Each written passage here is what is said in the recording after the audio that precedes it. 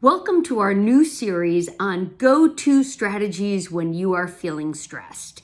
Every single one of us has things that make us feel overwhelmed, threatened, stressed, and most of us have some strategies that aren't particularly helpful.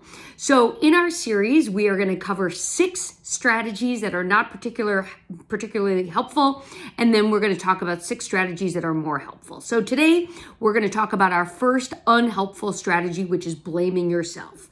When something goes wrong, it is very tempting to think to yourself, well, there you go again, Deb. You didn't think it through. You didn't put in the planning.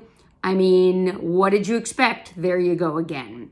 And while blaming yourself means that you are willing to take accountability for your actions, it means that you're actually taking far more of the burden on yourself than you deserve, and you probably are not likely to have a conversation with somebody else who might be contributing. So if one of your strategies is blaming yourself, go ahead and flip to our list of strategies that are more helpful and see what you could replace it with.